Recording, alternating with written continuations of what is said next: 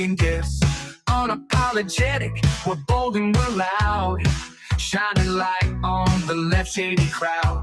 Oreo Express, rolling down the track, exposing the lies, ain't no turning back. Conservative fire, we're speaking the truth. At Oreo Express, this one's for you. So grab your boots, let's take a stand for freedom, faith, and the heart of this land. Oreo Express, let's roll, let's go.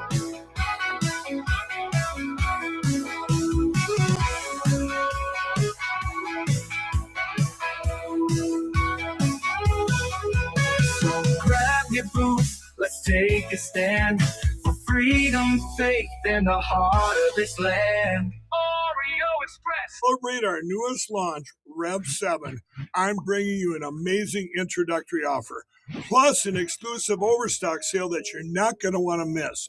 Rev 7 is our premium energy drink that tastes great and gives you energy all day with no jitters and no crashes. That's because there's no sugar and no caffeine. I'm so sure you're going to love Rev 7 that for a limited time you can try our 3-pack absolutely free. Or check out our Percale bed sheets. I can't believe I'm even going to say this. Every color, every style, every size, only $29.88. So go to mypillow.com or call the number on your screen. Use your promo code to save 20% on our Rev 7 12-packs or try our introductory 3-pack absolutely free. And our Percale bed sheets, all sizes, only $29.88, even the queens and kings. Inventory is extremely limited, so order now. What's up? Welcome back, folks. We're just 2 days from Christmas. Man, Merry Christmas to you all. It is the 23rd of December, man.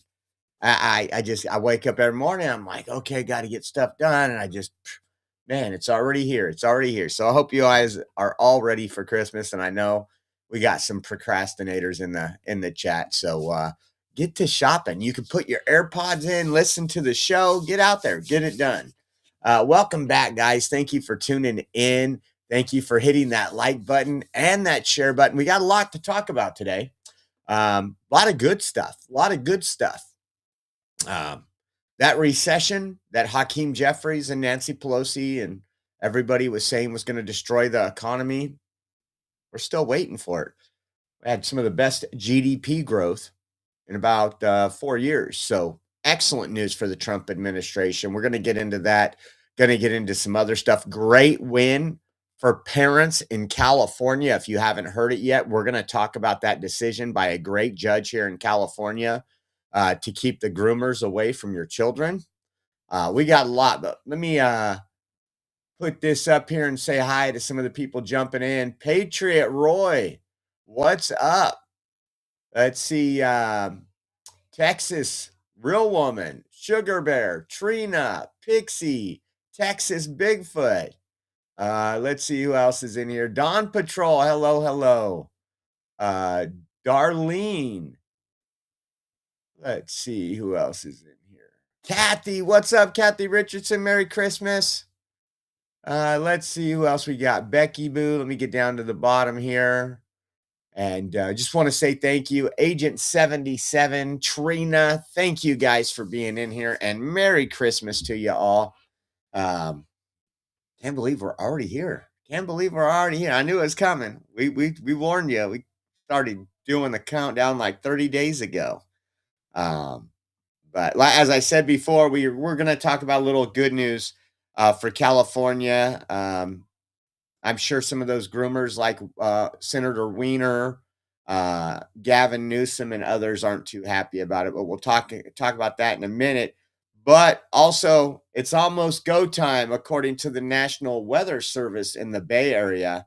I didn't think we were going to get these warnings. Remember when there was going to be death and destruction, and that anybody that if we have a little too much rain and it floods and someone dies, it's going to be Trump's fault? Yeah, it says it's almost go time. Low pressure about 700 miles southwest of San Francisco is poised to provide some heavy weather to the Bay Area Central Coast tonight. Wind thunderstorms, possible tornado, and rain prepared today. And they put this this graphic up there. If it'll let me pull the graphic up. It won't let me pull the graphic up. I'll put it on like this. So we are going to be getting some good rain here in California. All the warnings we've been warning, but all the warnings have been going out for over a week to be prepared. So hopefully folks are listening. Be prepared. It could be a nothing burger, but you never know with Mother Nature.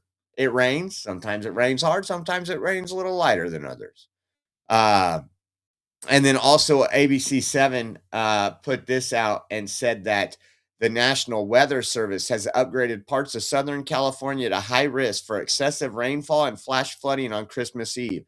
The high-risk area is just north of the city of Los Angeles and includes places like Burbank, Altadena, Glendale, San Bernardino, Santa Clarita, and Thousand Oaks.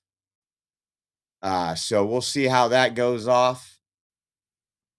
Probably going to be some flooding, guys. Probably going to be some flooding. So be prepared for that. Be prepared for that. Speaking of being prepared, we might be coming at you. I don't know. We're going to talk about it probably at the end of the show, but there's a possibility we might fundraise for a trip to DC if you guys want it covered. It's nothing. If it's not that big of a deal to you, it's not that big of a deal to me. But on January 6th, there's some stuff going on. There's a Proud Boys march up to the Capitol from Ellipse Park. There's some other stuff going on January 6th. And so it would be interesting to document. I like to be down there to document this because we have a lot of what I call historic content from being there in 2020 in November, in December in 2020, and then back again in January of 2021. Some pretty epic content. So just keep that in mind. We'll talk about it. How about this? How so it'll trigger some folks like this woman. Take a listen to this.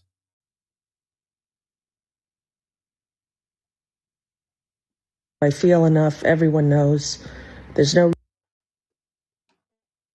doing it, and to let him have space in my brain and heart, even though what he's doing to America will continue to trouble me, but never using his name and getting him, not allowing him a seat at my table. Melissa, very quickly here. I mean, this is why the president says Trump derangement syndrome. No, I mean, listen, the irony. Man, Rosie's on one, I guess. Rosie says she's not gonna. She has been TDS stage 5 for a very long time, and so now I guess it was one of those things where I wonder if she finally got a good psychologist that's like, stop thinking about him. Stop thinking about him. You wake up, you're like, Trump, Trump, Trump. You go to bed, you're like, Trump, Trump, Trump. At some point, and it is killing her. It is killing her. You can look how horrible she looks on the picture. And a lot of liberals age a little differently. We showed you pictures of beautiful people. When they got all that liberalism and TDS, man, you don't even recognize them anymore. So prayers to Rosie, man. She's just crazy. And I just wanted to play 2 clips. On CNN, they bring on a lot of these cuck boys. I wouldn't even call them cuck boys. Maybe this person's identifying to be a man. He's not. But they bring on these little influencers that are paid by the DNC, and they try to prop them up. And one of them is this guy, Adam Mockler. You might have seen him online. He's just a Harry Sisson trying to come up. And there's been a lot of talk after J.D. Vance said, you don't have to apologize for being white anymore. And people are saying that's Nazism. It's just crazy. But listen to Scott Jennings just destroy him. The day after he was elected, there was a swastika. Let me finish. There was a swastika drawn on a window, and he immediately. You brought up Mamdani. Do you believe that Mamdani has shown moral clarity when it comes to Israel? You brought up Mamdani. Do you believe that Mamdani has shown moral clarity when it comes to Israel and the attacks on Jews? The day after he was elected, there was a swastika. Let me finish. There was a swastika drawn on a window, and he immediately tweeted out and condemned it. There is no equivocation between the way. There is no equivalent between the way Zoran and J.D. Vance have conducted themselves. So today, do you think J.D. Vance should condemn Nick Fuentes? Should J.D. Vance condemn the Groypers? He has. He told him he could eat S-H-I-T. That's Not number on one. stage. She didn't do it on Number stage two- in front of the number two, Reuters. Today, Mamdani got asked, there are people on your transition team who have said it's okay to kill Jews after October the 7th. And he said, well, we have a diversity of political opinion. I think to throw Mamdani in with J.D. Vance is a huge reach. Mamdani has been the opposite of morally clear on Are you joking, Jay? Look at that fade. Are you joking? Are you joking? It's like it's like a sixth grader trying to win an argument. Man, you know what? I swear when I see this stuff, oh man, you a young buck. Let's box for charity. Like the Harry of the world. Man, I will put my hands behind my back for the first shot. Just like, let's play ball. Let's put some manhood in you. Let that ball sack drop a little. Man, these people are they're just paid talking. Just absolutely sickening. How about this one? He gets it Going to again. be the Attorney General in Virginia. He's not going to go on point out CNN. CNN is like your savior if you're one of these little pedo protectors. Take a listen. The point I'll make is you talked about how we weren't applying this properly across the board when it was dead silent. Dead silent. When Jay Jones, who was going to be the Attorney General in Virginia, who's going to be the Attorney General in Virginia, said that he wants to watch a woman's kids get shot so he can urinate on their graves. Condemn that? And you were silent. Your party what are you talking and your about, group dude? was You don't know silent. me. So don't talk to me now. Don't try to lecture us and lecture the American people about equality and what's fair and who should be allowed in the party after your party sat silent after those words, and someone is now going to be the chief. We just listened to Vivek Ramaswamy. In the Commonwealth of we just Virginia. listened to Vivek Ramaswamy. It's actually sickening and it's angering because you Okay, don't make sense. okay. Man, this poor little girl didn't know he was just gonna be spanked when he got on CNN, and I thought it was good. I thought it was good tuning. Good tuning. I'll take that any day. Poor CNN and they are just dying. So the DOJ has released more Epstein files. It says DOJ has disclosed an additional batch of thousands of pages of documents pertaining to Jeffrey Epstein, including among these materials are certain unsubstantiated and inflammatory allegations targeting President Trump, which appear to have been forwarded to the FBI shortly prior to the 2020 election. Remember? Trump touched me here. Trump touched me here. You've never met Trump. I know, but give me my money. It says, for clarity, these accusations lack any foundation or evidence, and had they possessed even minimal validity, they undoubtedly would have been deployed politically against President Trump long ago. So let's take. This is some of the redactions. Now, this is what everybody's sharing out today. Supposedly, this woman, right around, literally, like I think it was FBI's document says 1 month before the 2020 election. You guys remember the 2020 election? Kind of crazy times. It was a get Trump. Everybody coming out of the woodworks to get Trump. For that matter, all his appointees in the Supreme Court. Remember, Brett Kavanaugh is a bad guy. He touched me at a party. Where was this party? I don't know. How many times did he touch you? I don't know. Did you guys do anything? I don't know. What was he wearing? I don't know. All these different things. So it has to do with this one right here, and you can't read it, but it says on 10/27 at 3:20 p.m. Eastern time, blah, blah, blah. So-and-so called the FBI National Threat Operations Center unit to report potential information related to Jeffrey Epstein and Maxwell. Provided the following information. Reported around 1997, he made contact with blank, date of birth blank, blah, blah, blah, whom he had known for 6 to 7 years prior as they had a son together and ended up dating. As so-and-so explained, she was having money issues and problems with her daughters. They noted they were friends from before. During the contact in 1997, so-and-so asked blank how to spell Jelaine numerous times. As so-and-so noted, she blah, blah, blah. It reported she had met a lady who invited her daughters, blank and blank, to a fancy hotel to meet Donald Trump and some of his friends, and continued asking how to spell Jelaine, implying so-and-so had given her money and would give her additional money if needed. Yeah. Oh, wow. Yeah. They got him this time. They got him this time. A mom bringing her daughter. Yeah. It's just crazy.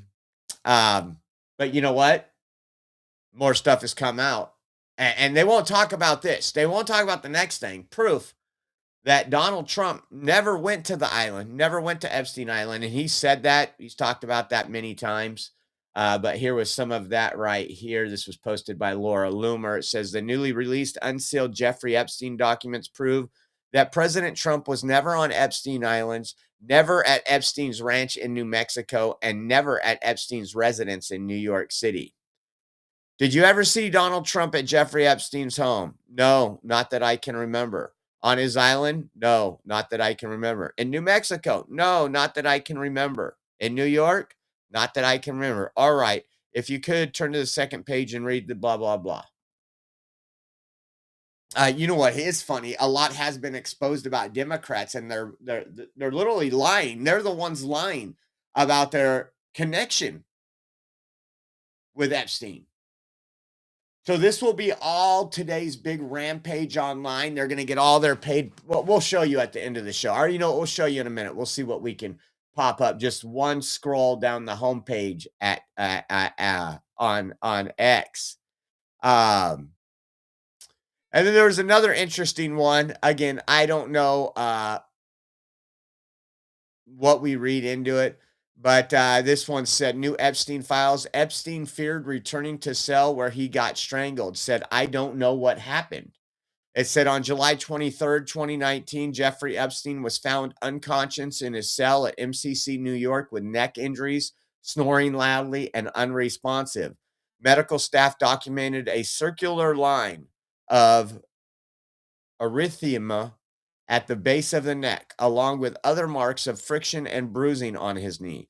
Epstein told prison staff that he didn't remember what happened, but was afraid to return to the special housing unit, saying it was where he had gotten the marks on his neck and he doesn't know why it happened.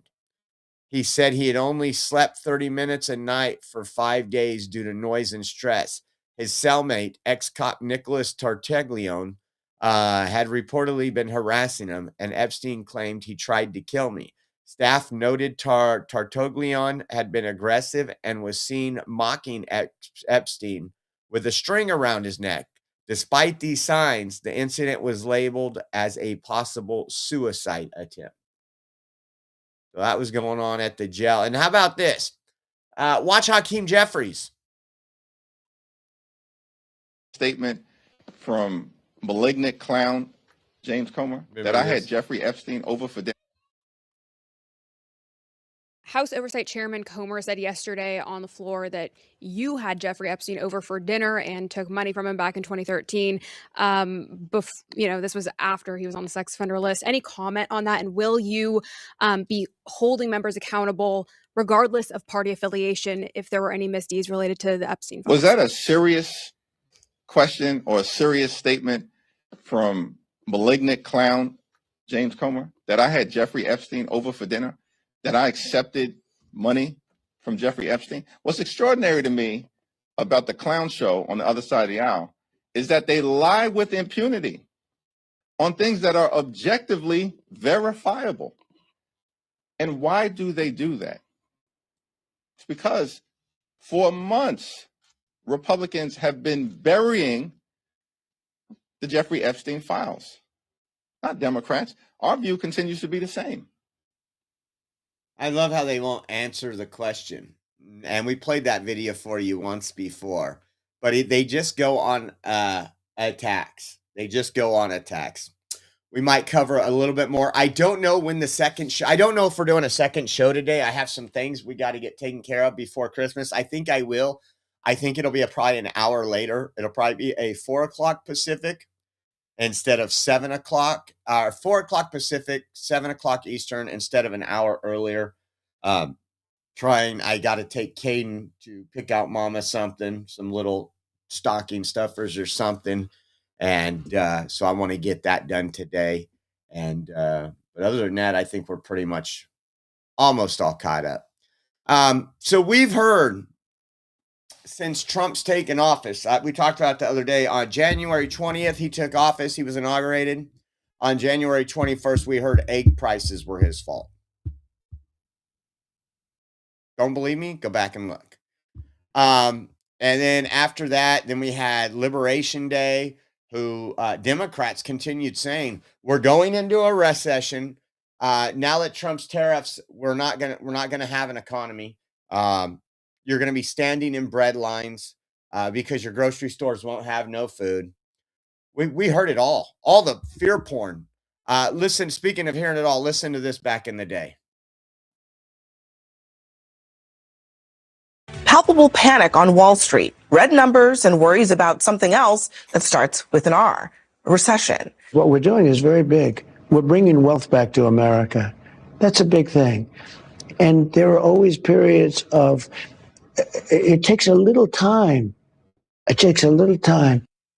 He's talking about that period of transition is what he's talking about is his firm belief that tariffs are going to be the main way that the United States brings in revenue.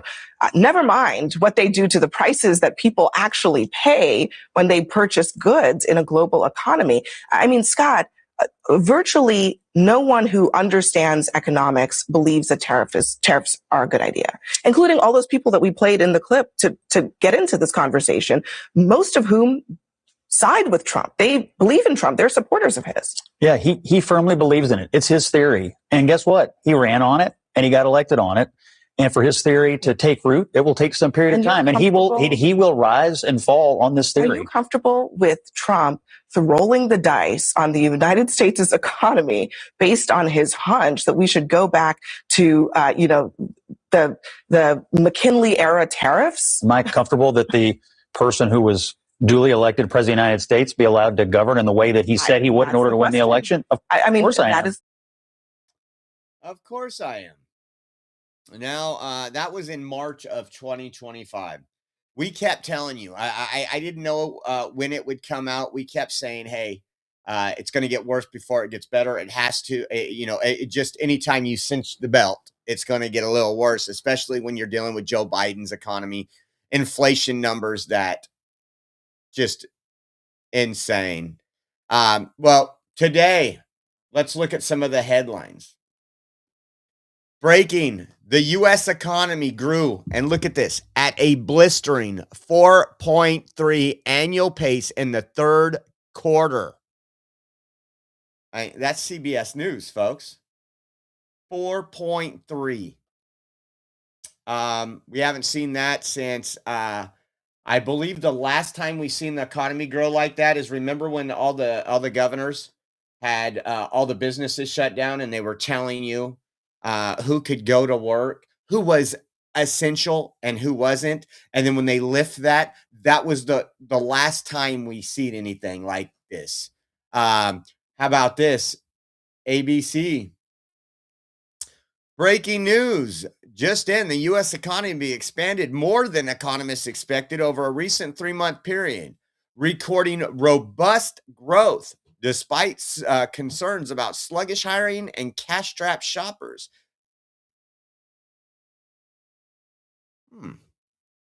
Damn. So, well, I think we got another video coming up. But what happened? I thought we were all going to be like, I thought I was going to get to meet you all on the food lines when we're bartering our gold necklace that we've had since the 80s so we could pick up some beef. About this, let's listen to this. Quarter going back to the third quarter of 2023 when it was GDP, second time around the block, delayed. Third quarter numbers, we're looking for 3.3. Zoom, zoom, zoom. 4.3%. 4.3%. That is a nice jump. And I know many may question day the gathering, but on the surface, this would be the strongest quarter going back to the third quarter of 2023 when it was 4.7. This is strong. 3.5 on consumption, blows away the 2.7 we were expecting. That would be the best since the last quarter of 24. On the price index, here's some not good news. 3.8% on the price index. That's much higher than 2.7 we were looking for. So, again, Donald Trump is driving the economy off a cliff. He can't do it. We need to stop him. Fantastic report. This would have happened probably a couple months earlier if Democrats would have just got on board instead of suing him at every corner, saying, oh, this is illegal, and having him take it all the way to the Supreme Court, and the Supreme Court saying he has presidential powers. He's the executor. He can make executive decisions. How about this one again? Another quick video here. You don't see any Democrats playing any of these videos for some reason. You know, it's a fantastic report, 4.3%. It's just about as good as GDP numbers get. And especially coming, you know, on the heels of the CPI report, Consumer Price Index report we got, which you actually showed some interesting data that is consistent with, that showed that core inflation is all the way down to 1.6%. And so I think that these numbers are showing that President Trump's trade policy and his supply side policy, which is really increasing new factory production and so on, is having a big effect, as is his trade policy. So if we abstract from the reduction of the trade deficit, then the 4.3% number would only be 2.6%. So Trump's trade policy is really working as well. Imagine that. A businessman in the White House, and he knows what he's doing, just like his first 4 years. If it wasn't for COVID, I don't think Democrats would have seen another Democrat representative, a president in the White House for maybe 2 decades. They were saying all the stuff about him back in his first term, right? Oh, the economy, and people are like, have you seen my wallet? I got money in my wallet now. Jobs, manufacturing's up. And what's funny is what they look at when they do status, or when they try to talk about Trump's term. They say, okay, here's how many manufacturing jobs when he came in on January 20th, 2017, and here's where he ended. They don't talk about, okay, manufacturing went up here, then we had COVID, then we shut down manufacturing plants, then we lost it. Then what happened? We open up the country under Biden, and Biden takes all the credit for those jobs. Oh my God, what a clown world we live in. What a clown world. President Trump, he's loving it. He like McDonald's, and he loves McDonald's too, so he's loving it. He's McLoving it. Q3 GDP came in at 4.3, blowing past expectations of 3.2%. 60 of 61 Bloomberg economists got it wrong, but Trump and some other geniuses got it right. The success is due to good government and tariffs. Consumer spending is strong. Net exports are way up. Imports and trade deficits are way down, and there is no inflation because of my tax bill, the great big beautiful bill, and tariffs. Investment is setting records. The Trump economic golden age is full steam ahead. You haven't seen anything yet. Thank you for your attention to this matter. Make America great again. Now, I'm going to go out on a limb here, and I've done it a couple times. When he says you haven't seen anything yet, as long as the Supreme Court don't destroy the tariffs, that's a scary one. I think right now it's 75% that they're going to rule against Trump's tariffs. Only 25% they're going to allow them to stay from the last thing I looked at. But if they stay, I'm going to tell you, 2026 is going to be epic for business owners, for people looking for work, for people wanting to put more money, have some free money in their pocket for first time in quite a while. And so I think 2026 is just going to be incredible. I think people, I heard, I don't know where she gets her stats at. Pocahontas, Elizabeth Warren. But she says consumers are spending 65% less this year on Christmas. And I want to tell you, you could tell how things work. I've been through some bad times when we had that housing crunch, especially in California. I remember Christmas looking a little different. Yesterday, on my way to the gym after the show, I was almost rear-ended. I don't ever deal with traffic that often. We get 5 o'clock traffic once in a while, or when we have events going on, rodeo weekend and stuff. But there were so many people shopping over the weekend.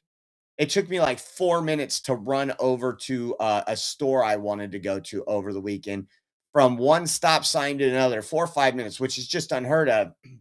And then yesterday, when I was driving down a street, a main road, the line to get into the north side Walmart was so long that it was coming out and causing traffic problems, and we almost got plowed into. I was looking in the rear view at a stop. The car behind me had to swerve over in the other lane. Luckily, there was nobody there. And then I'm looking at these reports, and people are spending for Christmas. I don't know where she gets it. Also, Bark Art. Check this out. They released these numbers today. Milk trading at its lowest price in 2.5 years. Now, this is trading. When they trade like this, it's just like eggs, the egg market. Trump says eggs are cheaper, and people are like, well, they haven't gone down that much. Why? It's going to take a while to hit the market. It'll take like 4 weeks before you see these milk prices, but you'll see the lowest milk prices you've seen in 2.5 years. That's what is that? Did it say how much? No. On cheese, take a look at this. Cheese has fallen to its lowest price in 5.5 years. So since the last time Trump was in office. Look at that. Look at those numbers. The lowest since Trump was in office. We didn't get to show you these charts under Joe Biden. We just didn't. We would have. We would have gave credit where credit is due if there was some credit. But